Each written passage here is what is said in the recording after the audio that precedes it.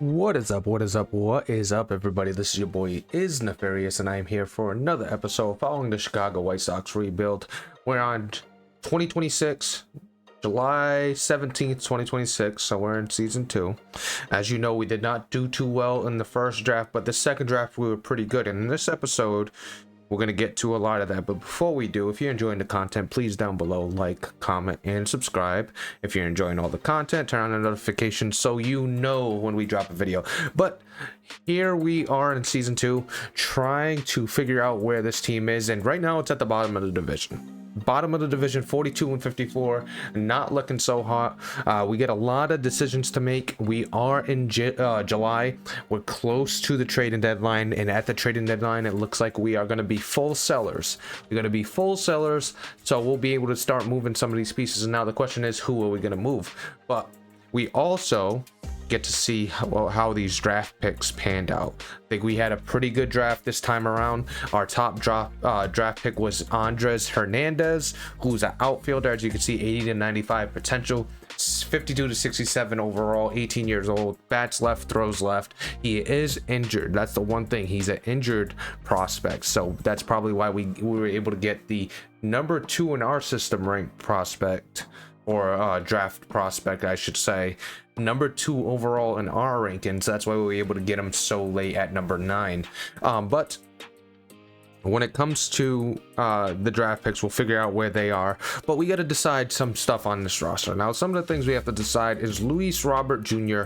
going to be traded finally? Is this the season where we trade him? We'll take a look at the the trade packages we get for him. He's having a pretty decent season, 277, 21 home runs, 56 RBIs. The WAR, I think, is a pretty good right now.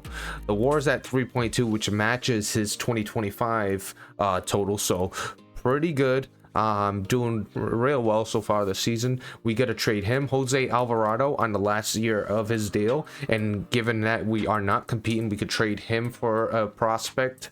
Middling prospect would be good. 7.3 million, and he needs a contract, so we're not gonna bring him along. A lot of the starting pitching, we are already in like young contract based deals. I don't know if we're gonna move anybody. Maybe if there's somebody that could take this team to the next level, like we could package a pitcher and a prospect for somebody that we can have some control over and potentially sign long term. We'll see what's on the trading block. So there's that. We also have another trade piece in Josh Rojas, who's on the last year of his deal, making 9.2 million. He will be a free agent after the season, so we'll definitely move him as well. So we got a couple of people that we got to trade. We want to get through the trade deadline. We want to see how these draft picks panned out, and we could potentially see the debut. We're going back and forth, but we could potentially see the debut of somebody like Noah Schultz, who in AAA has a 2.55 ERA, a whip of 117. He's also struck out 114 batters in 116 innings. You got him. You also got somebody like Grant Taylor, who's got a 285 and a 121 whip. So Grant Taylor, really good so far in the AAA. So he's another person that could be called up in September. And come next season, we could have a rotation of Dylan Cease, Hagen Smith, Noah Schultz, and then Grant Taylor and maybe Jonathan Cannon to round out that top 5. And I really like that rotation going into season 2. When it comes to relief pitchers, we do have a few people signed up.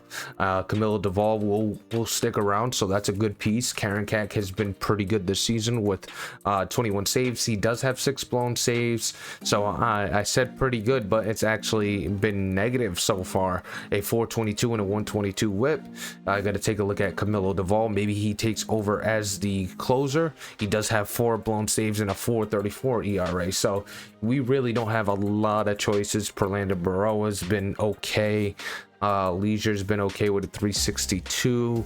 So we got a couple questions in the bullpen. Wilkerman Gonzalez, he could potentially take over as the closer, and now his overall doesn't say closer or say our best relief pitcher, but he's by far been our best. In 26 games, he's got 38 innings pitched. He's only got a 141 ERA. So Wilkerman Gonzalez could potentially end up being that relief pitcher we go to. So we're actually going to put him as one of the setup guys going into the ninth. We'll put him over there over Jose Alvarado, because Jose Alvarado is most likely on the move. And like I said, we can move a couple of these pitchers to see what we could get in the market. But I think it's time to jump into the sim and start moving forward in this. We want to get to the end of the season. That's one of the goals. Maybe we'll jump into a game with Noah Schultz or Grant Taylor if they debut out of the bullpen. But we want to get to the end of the season and start free agency in the next episode. All right, so let's get wrapped up in season 2. This sad season so far. It hasn't been a great season. And today is a day to sign our draft pick. So this is where we're going to leave off. So we got somebody like Andres Hernandez, who's got 67% motivation to sign. He was our first round draft pick. We got a third round draft pick in John Tracy, who will try to sign. He's 61 to 85 potential, 56 to 80 overall. We'll get a little bit more scouting on him as well. Not a great pick, honestly. I mean, not a bad pick. I mean, it's a third round pick. What do you expect? But definitely not great. We also got Vasquez here, the relief pitcher. I do want to see about Greg O'Connell. Greg O'Connell, relief pitcher. Let's see where he's at. 32 to 66 overall. We'll get a little bit more scouting on him. But this is kind of where we're going to set up our, motivations to sign. We'll get more motivation on our first round draft pick. That's the main guy we want to get signed, and then everybody else, hopefully we could get them signed. So a week from the trading deadline, we're getting an offer from the Orioles. Now they want Josh Rojas, and they're going to give us Will Morgan. Let's take a look at Will Morgan. He's 19 years old, C potential, a 5'8" third baseman. Definitely not interested in him at all. Doesn't even really fit the feel of a third baseman, so we're not interested in him. And we got to sign draft picks, and Andres Hernandez is already up to 76% motivation to sign. So let's go ahead and try to sign him. Now he wants 4.7 mil. So let's give him 4.76. Let's submit that offer. And he's decided to sign with us. So we got our first overall draft pick, number 9 overall, to sign with us. 81 to 96 potential, 53 to 68 overall. He is our first real draft pick, if we're being completely honest. The first time we did not do too well. So we got 2 more guys to really focus on. A starting pitcher that's 59 to 83 potential and a 57 to 81 overall. A left-handed starting pitcher in Chavez. And then we also got a relief pitcher in Cristobal Vasquez. We're going to do Vasquez just because we do need more relief pitchers, and we're going to switch some stuff around. Actually, we're going to put him at number 1. We're going to put him at number 2 because we really don't need the second baseman as much. It'd be nice to get him, but we really need some relief pitching to be coming up, especially a closer or somebody we can convert to a closer. So that's how we're going to handle that. We at least got our first round draft pick, which is huge. We got him to sign. Perfect. That's a way better than last year where we struggled and we really didn't get everybody we drafted. But we're getting another offer, this time from the Tigers. They're gonna offer Spencer Torkelson, a 26-year-old B potential first baseman, pretty good pop, right-handed, okay fielding. They're offering him, who's batted 227 so far this season and 297 on base, slugging's at a 411. What is the fielding percentage is really good. The WAR is at 0.1 for Edgar Quero. Now I'm okay with not doing this trade. Edgar Quero at least has some ability to potentially be a switch hit and DH for us out of the catcher position. So we're not going to do that trade. We definitely want something better than that if we're going to trade Edgar Quero. All right, we're getting very close to the deadline, and now it's time to go ahead and try to sign some of these guys. Now he wants only 427,000.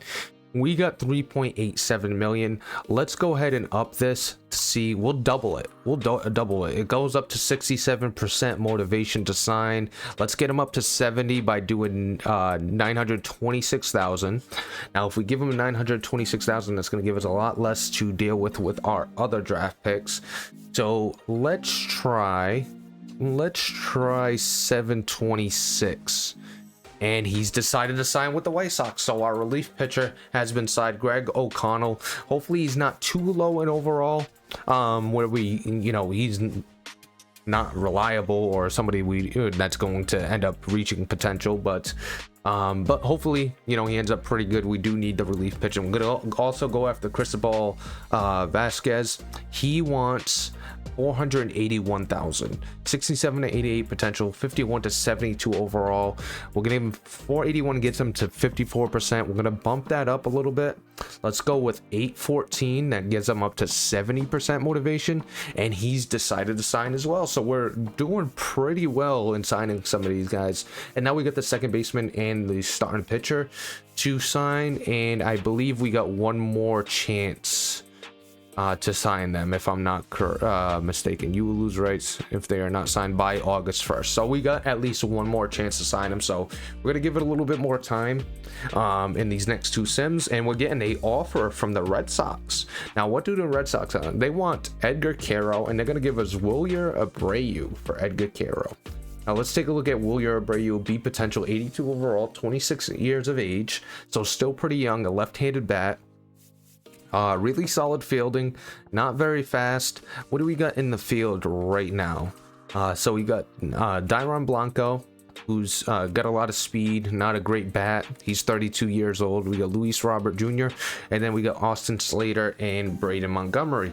Now, Austin Slater, I think we signed for a couple years, 7.9 mil for the next 2 seasons, and he's kind of holding the place until somebody like Braden Montgomery comes up. We also got Juan Cruz, who's there in the AA, so we got a few guys there waiting to be, you know, called up or, you know, make a impact. So we're going to, and I think Willier's going to need a contract. He's at 780K. Let's see what his contract situation. So he's going to arbitration in the next 3 years. So you got some control there when it comes to Wilyer Abreu. To play left field and center field, and it's for Edgar Quero. I think we're going to hold on to Edgar Quero just in case we want to make a package to get somebody better than Wilyer Abreu. And now it's trade deadline day, so this is where we're gonna try to do our magic. I'm gonna pick it up when we have trades for you, so we're not just sitting here rambling and you're seeing us go through all the motions. We're gonna get to specific trades that we feel comfortable with, and then we're gonna pick it up. So after doing some homework, we do have a trade for Jose Alvarado, and the trade we're going with is with the Red Sox. They're gonna go with Caden Rose, Dorian Soto, Justin Gonzalez. Now, before I submit this trade, let me tell you kind of the in-depth things, not super in-depth, but a little bit in-depth things I do. Obviously I check to see who's competing. That's number one. They got to be competing, and they also need to have the need for the position based on what their trading block is. And we had a few teams. The Red Sox were one of them, and we also had teams like the Yankees that are just on the borderline. You had the Blue Jays, the Astros, the Braves, the Mets, Nationals, Diamondbacks, and Giants. Those are all the teams that were competing that wanted them. You also had Orioles and other teams that are out of it that wanted them, but we automatically did not deal with those guys. So we are going to go with Caden Rose, a 24-year-old 5'9" outfielder, just a throw-in at this point. Dorian Soto, 6'2" switch hitting third baseman. That's one of the big pieces. And then Justin Gonzalez, a C potential first baseman, 19 years old. He's got some room to grow. None of these guys, you know, some of these guys could not grow, and you know, that's just the price of business. But we maintain that Red Sox White Sox trading history. So we're going to deal with the Red Sox. We send Jose Alvarado to the Red Sox, and we get Justin Gonzalez. Then you got Dorian Soto, and then you also got, was he a left fielder? I forget. I even already forgot. Oh, Caden Rose right there. He was a left fielder. So you get those 3 players. So that's trade number 1. Now we also get to sell off somebody like Josh Rojas. So we're going to see who's competing and who could use a player like this. So the next package that we have is Jonathan Cannon and Josh Rojas. So Jonathan Cannon is kind of in control, but we got a piece that we could get rid of to make room for the starting pitchers we got coming up, like Grant Taylor and Noah Schultz. So we're going to move Jonathan Cannon, who's been okay and could help some competing team at this time, instead of holding on to him. And then you got Josh Rojas, who is obviously not having a great year, but we could sell him off too. So we're selling off both Jonathan Cannon and Josh Rojas. So we had to find a team that needed a starting pitcher and a third baseman.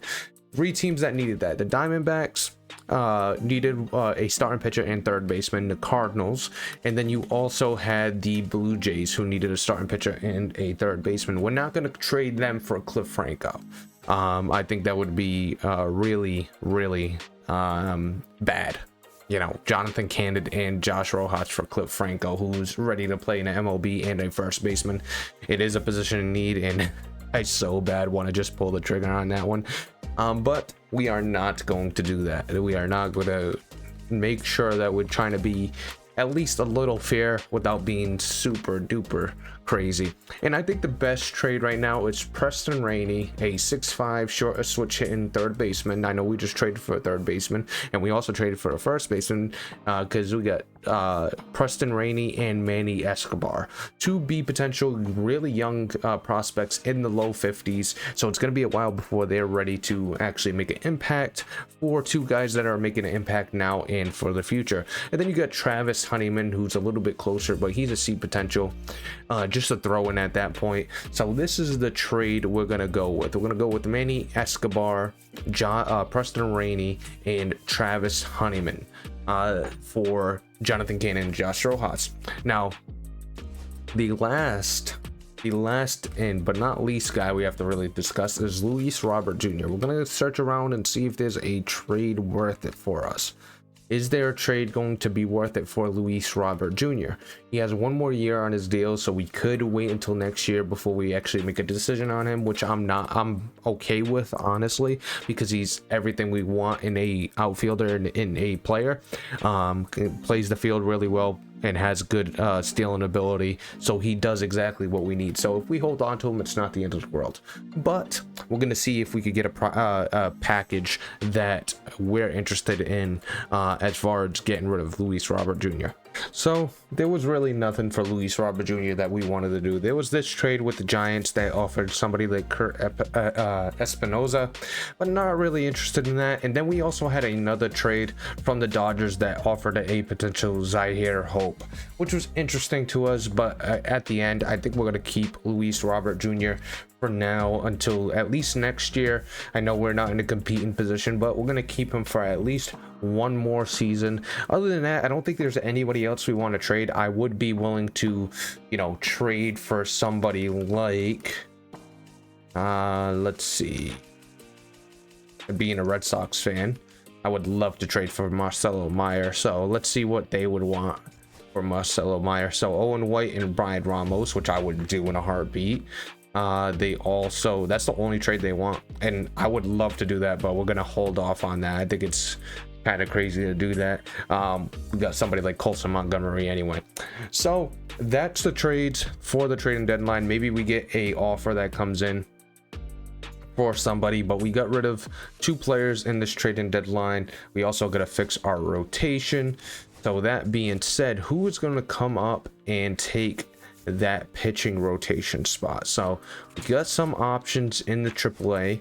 Let's take a look at how people are performing. You got a 454 for Helsley. You got Ariarte, who's got a 434. You got Noah Schultz, who's got a 276. You got Drew Thorpe, who has a 382. Now he's 25 years old. We could go with Drew Thorpe for now. He's been pretty good. We could hold off on Noah Schultz, but what are we holding off on Noah Schultz for? Grant Taylor's also got a 335. I think it's time. I think it's time we call up Noah Schultz. Let's get Noah Schultz up to the MLB. Let's see. Yep, he's already on the 40-man. So Noah Schultz is going to come up and be in that starting rotation. And he's going to take over at the number 4 spot, which is perfect because you go right, left, and then right. And in the AAA, we're gonna have to find somebody to take over on the rotation side of things. He's got 53 stamina, but let's go with Mike Vasil for now. Then maybe we call up one of these guys. We got Davis Martin, who's been okay. You got a 263 from Owen White. Let's go ahead and call up Owen White. Let's get Owen White up to the AAA, so that fills out that. Then we could call up somebody from single A to double A. even though it won't be a pitcher at this point. Get Justin Gonzalez. No, we don't want him up to AAA. I want him to AA. Get Justin Gonzalez up there. So we got some moving parts. For sure. We're gonna put Chanel in, or Shawnell into the rotation, and now we got Noah Schultz up in the majors. Now, where is the next game where we would see Noah Schultz? So Noah Schultz wouldn't be for a while. It looks like you got Dylan Cease. Yeah, we got to get through the rotation. So Miami on the 4th. That will be Noah Schultz's first game as a starter for the Chicago White Sox. So let's go ahead into the sim. We got no we didn't get any trade offers, I should say, and we got 2 guys we got to try to sign. So let's go ahead and see if we could offer him a contract. He wants 1 million, 50% motivation to sign. How much do we have? How much does this guy want? 727. So Tracy, we gotta leave at least 727. We could go with a let's go with 1.72. That's at 62%. Leave $1 million, and he's decided to sign with us. And then for Chavez, let's give him the rest of the budget. There's no reason to hold it on to budget, and that gives him up to 53. He's decided to sign with us. So we got all our draft picks, thankfully. So all our draft picks finally signed up, which is huge. Does it show? It doesn't show yet. We'll probably know the next day. So let's go ahead and sim. Let's take a look at view draft picks. So here we go. Andres Hernandez, 81 to 96 potential. He ended up a 89 potential, and he is 61 overall. So 61 overall, 89 potential, not bad. John Tracy ended up a 72 potential, not great. The second baseman, 6'5" second baseman, 67 overall though. So he's already up there in overall. He's somebody that we could move to shortstop. Second base seems fine, but I wish he could play like third base. You got Francisco Chavez, the starting pitcher, who's a 70 potential. He was from 60 to 83. He's at 68 overall. So a starting pitcher at 68 overall already. You got Cristobal Vasquez, who's a 78 potential. He's a 62 overall. So definitely not great potential there. Greg O'Connell ended up a 79 potential. He's a 46 overall. So Greg O'Connell doesn't look like he'll be a factor at all. That's the one fear we had with him. So, but the number 1 draft pick in Andres Hernandez, I think, was a really good draft pick. 89 potential. I'll take that. So now we got the debut of Noah Schultz, our Randy Johnson lookalike, if we're being quite honest. So Noah Schultz against the Miami Marlins. I think this is a great game to be having your debut on too. You get the Miami Marlins of all teams. I think that's phenomenal for a debut. So let's go ahead and catch some highlights of Noah Schultz, or catch as much of the game as we can with Noah Schultz.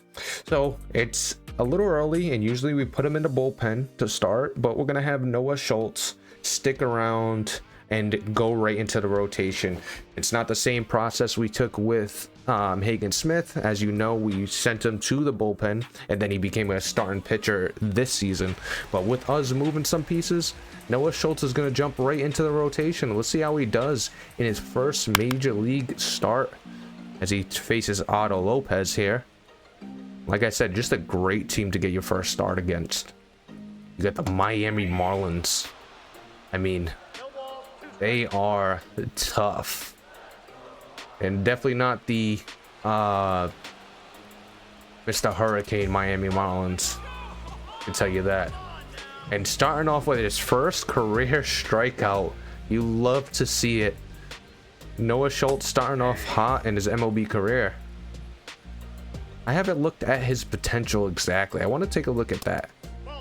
I don't know what Hagen Smith's potential is. I don't know what some of these guys' potentials actually are. I know the letter grade A, B, but I haven't really looked at their potential.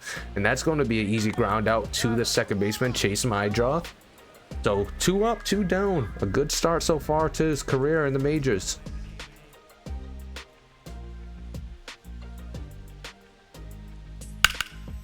Oh, on a 1-1 pitch, that's going to be a changeup that catches way too much of the plate. That's going to at least be 2. Is he going to be able to get to 3? No, he is not.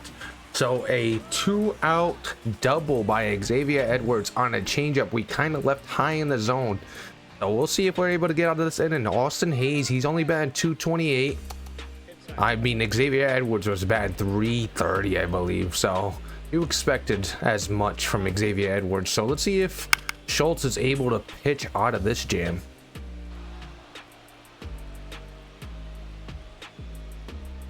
All right, the 2-2 pitch, and he gets a changeup down in the dirt in strike 3. So 4 batters face 2 strikeouts and a double given up in his first inning in the majors.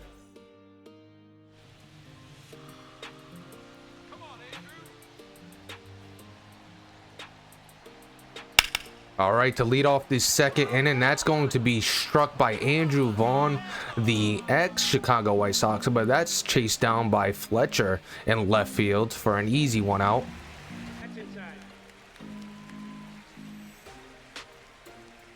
And I'll tell you what, I'm super excited for Noah Schultz. Like I said, reminds me of Randy Johnson with the height and the slider or sweeper, if you want to call it, as we're 3-0 on this account. But a fastball, sweeper, slider type of combination. It reminds me of all the pitchers that kind of come out of Chicago. That big, tall lefty that could hit you with a crazy breaking slider or sweeper. They do a good job of finding these prospects. Think about Chris Sale. You think about even Chris Sale. You think about Garrett Crochet. Hagen Smith as well as somebody like that, and now Noah Schultz as he puts that over the plate. So after a walk to start off this and to go to the second batter overall, we got Eric Wagaman, who's gonna fight that off to right field. That should be chased down, and it's chased down for out number 2.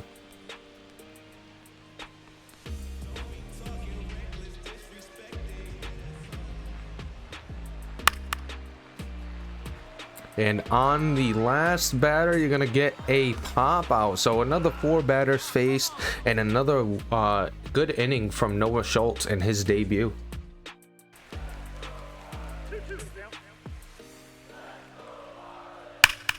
And that's gonna be driven, nobody out, and that's going to be at least a double. And a lead-off double from Dane Myers to start this bottom of the 3rd. And this is going to be a tricky situation to pitch out of. So far, so good in this debut from Noah Schultz, but a leadoff double is going to be scary. 98 on the gun on the outside. You love to see that from the big lefty. And that's going to be grounded off to 3rd. That is a great outcome on the second batter, getting a ground out where the runner doesn't even advance. Not out of the muck yet. That's going to be driven into right field. Right center, is that going to be chased down? It is by Luis Robert Jr.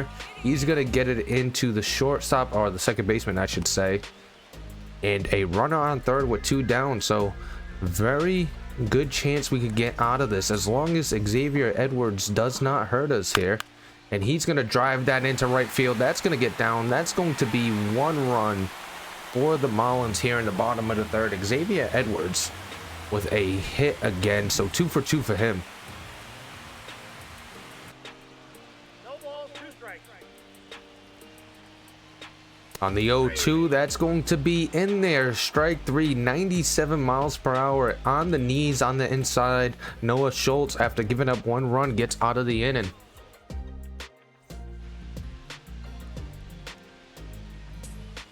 So a bottom of the 3rd that produced 1 run from the Marlins. We answered that in the top of the 4th with 2 runs of our own. So let's see if we can continue this. That's going to be driven into right center field. Can it be chased down? No, it cannot. That's going to be a double at least. So another lead-off double. That's 3 doubles against Noah Schultz so far in this game. And that's Andrew Vaughn, the ex-White Sox, that got that done.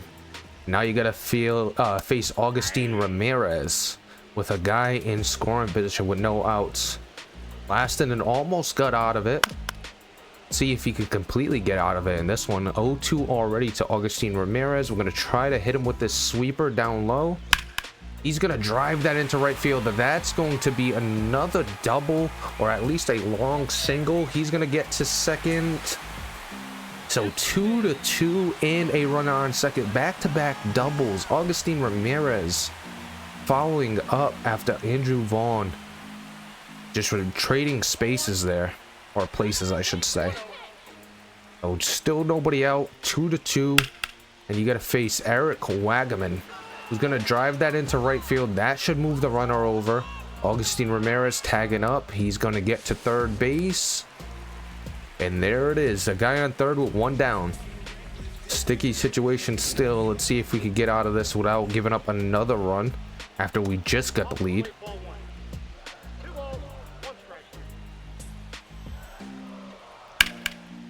And that's going to be popped up with one down. Is that in play? If it is, it looks like it's going to be. And perfect. So 2 out. Oh, a man on third. Still going to get the last out, but at least you can't get a sack fly or anything like that to move the run over, or, you know, infield grounder. But that's going to be driven into the gap once again.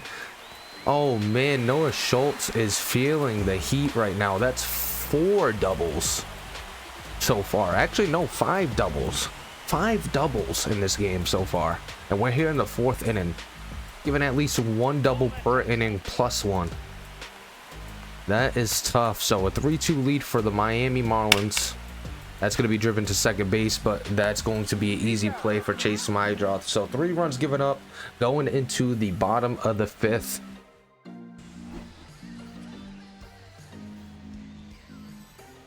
So bottom of the 5th.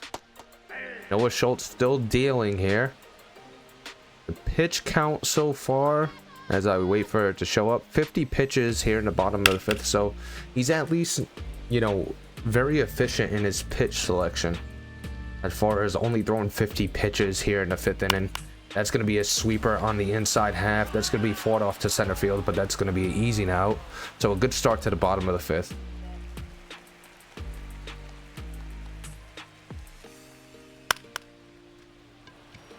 And on a 2-0 pitch, that's going to be fought out into right field by Xavier Edwards. And we finally get him out for the second out in the bottom of the 5th.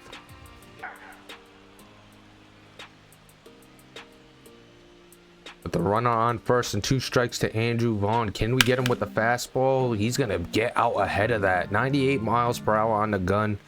And he almost took that yard. He was prepared for that fastball. Let's see if he's prepared for the sweeper. He is again as he fouls that one off. So another 0-2 pitch coming in. This time it's going to be the fastball trying to hit that inside corner. That's going to be fouled off once again.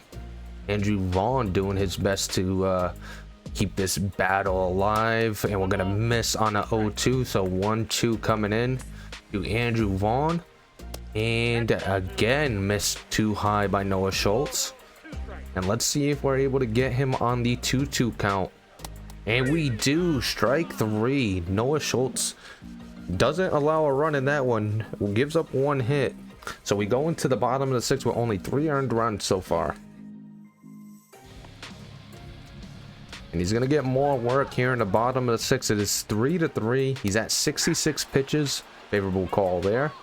See if he can continue his pretty decent game. All right, after giving up a lead-off single in the bottom of the 7th, they're going to pull Noah Schultz for Prelander Baroa.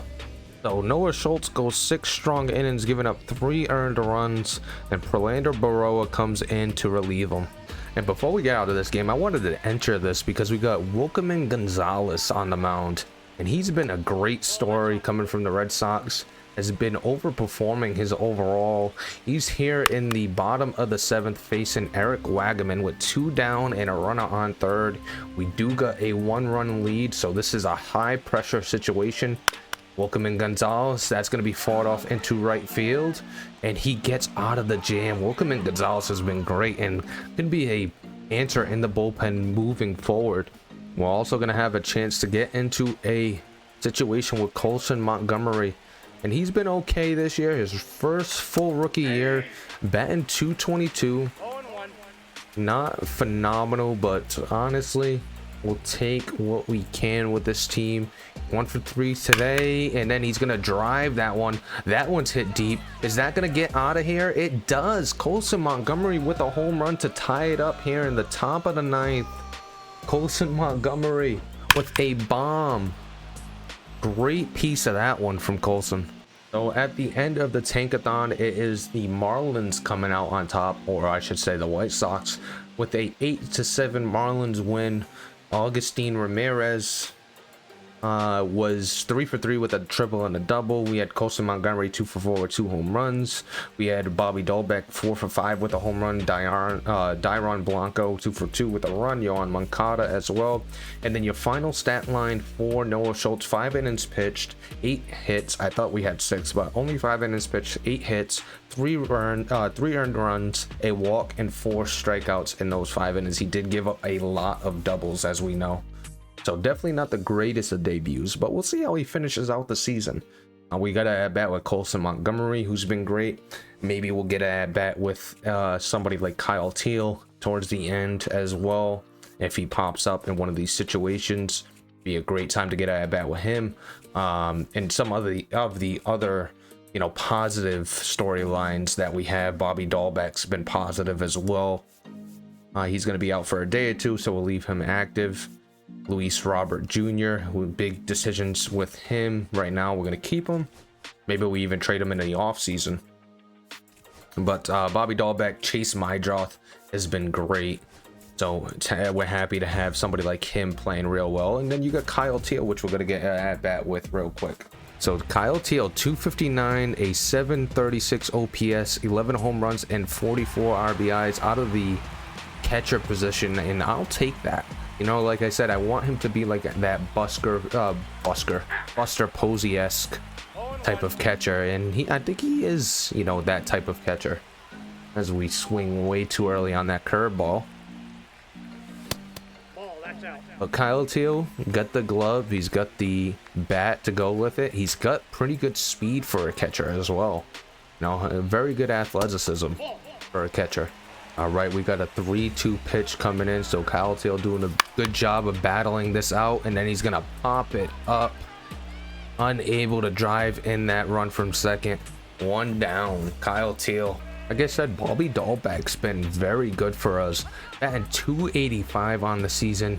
When Ryan O'Hearn kind of, you know, pooped the bed for us and didn't really pan out, Bobby Dahlbeck stepped in. Not great with runners in scoring position, as you saw, with a 186 average. But batting 285, you can't be mad at that, especially when you didn't expect him to be in the majors, as we look like a fool on that slider. So bases are loaded for Bobby Dahlbeck, and fight that one off on the 0-2 pitch. Bobby Dahlbeck trying to get into one there, fastball down the middle, and we pull it just too early on that. And we strike out on a slider. Nasty sliders, gets us in the dirt, and Spencer Strider gets out of the jam. But the base is loaded. And I wanted to get a bat with Chase Mydroth, and we get an opportunity in the same game. He's batting 312, 52 runs, at 882 OPS. He's 2 for 4 in this game, and he's been a table setter for this lineup. And I know the fielding hasn't been great, and we were worried about that, but he's been so good with the bat as we grounded to a double play, but he still made solid contact. But he's been really good with the bat and could be a big part of the future, Chase Mydroth. Even though we got a couple of guys that could potentially come up and move him along, but maybe they become trade pieces instead of him. So this game we lose once again 5-3. So the tank is on. Dominic Fletcher 2 for 4 with a 2 home run. You had DJ Stewart 1 for 3 with 2 runs. Chase Mydroth was 2 for 5. Kyle Teal was 1 for 5. Luis Robert 0 for 5 on the day. And look at those numbers on the right hand side. The averages are just gross. Dairon Blanco hasn't been bad actually. Same thing with Bobby Dahlbeck, but you look at Yohan Moncada with a 219, Colson Montgomery 226, Luis Robert Jr. with a 250, Kyle Teal 256. You also had Dylan Cease going 7 strong innings, only 1 earned run, so he's doing the best he can to kind of keep this team afloat, but not able to do it. Wilkerman Gonzalez has a bad outing as he gets the L, only giving up 1 earned run though. So we lose that game. The tank is working. You know, we're still doing that pretty healthy on the tankathon. Even though we won that series 2-3 against the Atlanta Braves. But let's get this season wrapped up, because I don't think there's anything else we really want to talk about. We got into some games with some guys that were impressive, or, you know, storylines going into the season, and there'll be storylines going forward, like Chase Mydroth, Colson Montgomery, and things like that. You got Hagen Smith, who we've seen plenty with. We've seen plenty of Hagen Smith already that we don't have to jump into any games with him. But let's get to the end of the season and see where we are and see what the future might look like for this Chicago White Sox team. All right, with the season finally over, it's time to look at some of the important stats, some of the team stats, some things like that. Dylan Cease actually, it looks like, won the Cy Young, so that's huge. Take a look at the standings first and foremost. We ended up 70-92, which ended up being second to last in our division, tied with the Tigers. So 70-92 this season. Definitely not the season we wanted. We added to this team but didn't get exactly what we needed. Let's take a look at some of the league leaders for batting average. This is the playoffs. Can we go back to... I don't think we can. We're in the playoff leaders. Hold on, where's the league leaders for... it's only going to do the playoffs, so we kind of messed up. Can't go through the league leaders this past season. If we go into player statistics, MLB season, all right, so can't go to league leaders, but we could take a look at the rewards. So let's do that. So obviously your postseason World Series MVP hasn't been named yet.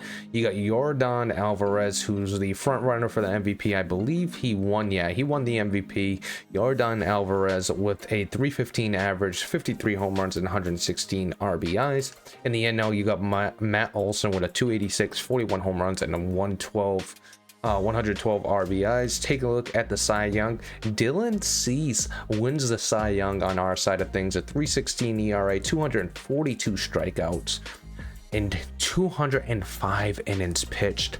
That is insane. That's an insane number. So it's actually his career high in strikeouts. 234 last year was his career high, and he beat that with 242 strikeouts and 200 innings pitched, 205 innings pitched. So 12-5 at 3.16 ERA, wins the Cy Young. On the other side, you had Spencer Schwellenbach, who ended up winning with a 223 and 185 strikeouts. You had Shohei Ohtani, who had second place finish in Cy Young and MVP. So a really good season for him. The batting title in the NL goes to Brendan Donovan. You got Yordan Alvarez. You're looking at the reliever of the year. You're looking at Felix Bautista, and then Edwin Diaz on the other side. Rookie of the year, you got Brady House, and you got Colson Montgomery. Colson Montgomery was the rookie of the year over Hagen Smith and Kevin McGonigal. Yeah. So Colson Montgomery, his 27 home runs and 73 RBIs gets it done. Almost 30 home runs in his rookie season. 232 average isn't great, but, you know, showed a lot of pop. And Hagen Smith was 12-14. You know, was a part of every decision, it looks like. He had a 3.38 ERA and a 1.38 WHIP. His WAR was a 3.2. What was Colson Montgomery's WAR? I'd like to take a look at the WAR. He had a 973 fielding percentage and 0.7 WAR. So Colson Montgomery with the rookie of the year. Hank Aaron goes to Yordan Alvarez. Mookie Betts on the other side wins the Hank Aaron Gold Glove. I'm gonna just take a look at the American League side of things. So we just want to see if any of our players won a Gold Glove. I doubt it. Very, very doubtful. Silver Slugger will do the same thing. See who won it on our side of things. So we had nobody even placed for a Silver Slugger, which makes sense because they weren't great. Now, taking a look at the statistics, can we go through our regular season statistics? No, we cannot. We could go through career. We can't really go through the regular season statistics, but let's take a look at some of the major players. So Chase Mydroth finished with a 295 average, 387 on base, 438 slugging for 825 OPS, which is better than his last season. His average was better, his on base was better, his slugging was better, his OPS obviously will be better at that point. Taking a look at his stolen bases, he also had looks like 14, so he beat last year, and he got caught a lot less than he did last year. Yeah, his fielding percentage went up. He only had 9 errors. He had a 3.7 WAR, which went up. His walks were up, and his K was actually up. So, you know, he was a little bit better against the K last year than he was this year. He had better power. He actually improved in just about everything. Just about everything he improved. He's up to a 78 overall. Take a look at some of the attributes. You know, his contact went up, his power went up, his vision, discipline, and clutch all went up. His fielding's okay. He's not a great fielder, but he's a solid fielder, so that's huge for us. Taking a look at the starting pitchers, Hagen Smith is now up to an 82. As you know, 12 and 14 with a 338. So up to an 82, that's great for a middle of the rotation guy. You have Sean Burke, who's down to a 77. He did not have a great year, 4.88 ERA, which is worse than last year. His whip was better. His WAR went down as well, so he wasn't great. What was Hagen Smith's WAR? Hagen Smith was a 3.2. Dylan Cease, as you know, Cy Young. Noah Schultz went up to an 80 overall. Taking a look at his MLB stats, 8.49 ERA, a whip of 195. Not a great showing in the majors. Only 2 quality starts and 10 starts total. Shane Smith had a okay year, 3.60 ERA. That's better than last year. His whip was a little bit worse. His WAR went up, his K per 9 went down, and his walk per 9 went up. So that's a few things that you don't like to see. Taking a look at the we took a look at all the starting pitchers. Ariarte is up to a 78. Drew Thorpe is up to an 80. You know, some of the young guys we have. Taking a look at Karen Keck, he was our closer. He had 9 blown saves on, it looks like 43 attempts, so not great. He did have 3 holds. Camilo Duvall wasn't much better, 3 saves, 6 blown, 31 holds though, so it wasn't that bad, with a 3.95 ERA and a whip of, wish it would just show 141. How about him? 403 and a 138. Perlander Baroa, he had a ERA of 2.87 and a 132 whip. Somebody definitely that's gonna earn a bullpen spot starting next season.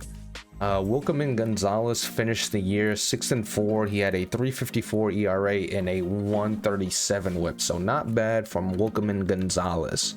You like to see something like that. Taking a look at the catcher, Kyle Teal, as you know, he's up to an 82 overall. The fielding's up, the overall bat is up as well. Taking a look at the average, he batted 271, a 327 on base. His slugging was 456 for an OPS of 783. As you can see, some of these numbers are down from last year, but he didn't have a full season in majors last year, so keep that in mind when you take a look at some of these stats. So taking a look at his errors, he only had 3 and 998 fielding percentage, and then also a 3.9 WAR. His strikeouts were better. His walks were also around the same. ISO went up. You know, again, it was a short season in 2025 for him, but that's good signs from Kyle Teal. Taking a look at Edgar Quero, who's one of our best prospects. He's up to a 76. He's got a good bat. Could potentially be a DH starting next season.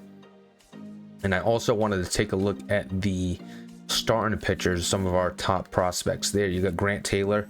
He finished in the AAA with good numbers, but he's up to a 76 overall. Nobody else really to talk about there. What is Wilkerman Gonzalez? He's up to a 69, so nothing crazy. Taking a look at first base, Ryan O'Hearn was terrible for us. He's regressed. He finished with a 198, a 285, 265, and a 406. And just for shits and giggles, let's go over to the Marlins, where Andrew Vaughn finished with a 255, a 291 on base, slugging of 441, and OPS of 732. It's safe to say that we dropped the ball on that. We definitely dropped the ball. Moving on. I don't think either of them are the answer, but obviously it looks like we made the wrong choice. Chase Mydroth, we already talked about. He's up to an 78. Lennon Sosa's a 77. He didn't play much in the majors. Leo Tejera, 77 overall. You can see a lot of progression there. We don't get none of his stats because we're a little too late. And then other than that, there's really nobody at second base. Taking a look at third base, we got Brian Ramos. No major prospects there as well, so we will hold off on that. We do have to go this way. I don't know why we're doing it that way. To go this way, we do have somebody like Dorian Soto, who's up to a 53 overall. I don't know where he started at, but he's up to a 53. Taking a look at the shortstop position, Colson Montgomery's up to a 79. A lot of power numbers. Like I said, a 232 average. He had an on base of 292, 417 slug for 709 OPS. He did have the 27 home runs.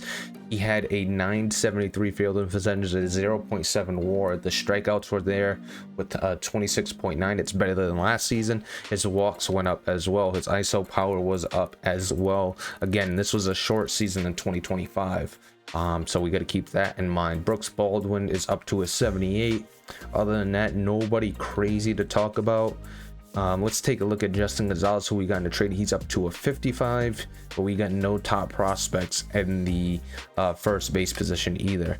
Manny Escobar's up to a 52. He's a B potential prospect, so we'll see how he kind of progresses as we go along. Nobody to talk about in the shortstop situation. You got Harvey Thurston. He went he's a B potential. I think he was an A to start, but he's up to a 51 overall, like Dorian Soto, kind of in the same position, but Soto's at least got a few years on him. You got Preston Rainey, 54 overall, so he's going up as well. So we got third basemen all in the low 50s. Let's see if any of them pan out. Take a look at our newcomer Dairon Blanco. He's regressed a little bit to a 74 overall, 247 average, 293 on base. Slugging was he had 36 stolen bases, which we like to see, and he's making 1.6 for the next 3 years. Not making a lot of money, but he is already regressing to a 74 overall. Luis Robert Jr. is still progressing, 87 overall. He's got a 28. He had 28 home runs, a 238 average, a 273 on base, slugging 440, OPS of 713. So not a great season from him. 993 fielding percentage. His WAR went down as well, so it wasn't a great season for somebody like him. You had a pretty good season from Dominic Fletcher. He's actually progressed a little bit. Desan Brown also progressed. He's not somebody that could hit. That's the only issue with him. We'll see if he even pans out or sees the majors. He's already 24 years old. Got Austin Slater, who had a okay year after a great year previously. 259 at 347. He was okay, and he hasn't regressed, so that's the positive. Braden Montgomery went up to a 75 overall. Potentially could see some major league time next year. We'll see how he does out of camp. You had Oscar Colas as well, who's progressed a little bit. He had a okay showing in the majors with the 260 average. DJ Stewart regressing already. We got him only for 1 year, so that's the positive there. You got Travis Honeyman, who we got in the trade. He's progressed. Juan Cruz is up to a 61 overall, which isn't bad. We can't see where he finished numbers wise. So we got a few guys that have progressed pretty nicely, and you know, a lot of stuff to look forward to in the next season. But let's get through the playoffs real quick. Take a look at the overall. You got Seattle moving on to the second round. They face Cleveland. They move on to the second round to face Houston. You got Minnesota beating Toronto to move to the next round to face Boston. You got the Mets beating the Reds to move on to face the Brewers. You got the Braves beating, actually the Braves losing to the Giants, and the Giants will face the Dodgers in the next round. Let's sim a little further. You got the Houston Astros above the Seattle Mariners 2-1 right now. You got Minnesota up on Boston 2-1. You got the Mets tied 2-2 with Milwaukee, and you got the Dodgers up 3-0 And then in the ALCS, you will have the Houston Astros and the Minnesota Twins. And the NLCS, you will have the New York Mets and the Los Angeles Dodgers. Let's see who moves on to the next round. You got the Houston Astros up 3-1, and you got the Dodgers up 3-2. And you got a tied series in the NLCS with the Dodgers tied 3-3 against the Mets, and the Houston Astros still up 3-2 against Minnesota. And Houston and LA move on to the World Series. So you got a World Series of the Houston Astros and the LA Dodgers. So let's go ahead and sim that quick. And the LA Dodgers jump out to 1-0. And then the Astros answer back. Dodgers go up 2-1. Astros answer back. Dodgers go up 3-2. And then the Dodgers have won the World Series. 4-2 was the final in the World Series. Let's take a look at the awards. Alex Freeland was the MVP of the World Series. Taking a look at the postseason MVP was Alex Freeland. Cedric Mullins was behind him. And then Freddie Freeman in the NL. In the AL, you had Jordan Alvarez, Mauricio Dubon, huh? And then you had Cam Smith to finish that out. Cam Smith is a young third baseman looking to make his name for the Houston Astros. So the LA Dodgers win that, and we advance to the off season. We don't need to see the stats. All right. In the retired players, do we have anybody from the White Sox? We do not, but we do have Aroldis Chapman going. Do we show Craig Kimbrell, Chris Martin? I'm gonna look at the guys due to age. Adrian Hauser, who went because of injury. Jose Abreu calls it a career. Yu Darvish calls it a career. And no, Chris Bassett. Let's take a look if there was other people due to age. Ryan Brazier, who's a pretty good relief pitcher. Mark Cunha. Anybody else? Luis Garcia. Yuli Gurriel, and Joe Kelly. So some guys retiring, nothing too crazy. No first ballot Hall of Famers exactly. Some decent talent like Yu Darvish calling it a career. And 2026 inductees, Clayton Kershaw. So I said no Hall of Famer, but Clayton Kershaw, I didn't even realize he called it a career. 216 wins, 95 losses, 2 saves, 2,847 innings pitched, 3,058 strikeouts, and a 2.55 career ERA. What a career it was. Not a postseason magician, but you know, still a great regular season guy when it came to putting up numbers and being a ace overall. So Clayton Kershaw calling a career. We are ready for free agency. We will attack that in the next episode. If you're enjoying the content, please down below like, comment, and subscribe. I'm your boy Is Nefarious, and I am out of here.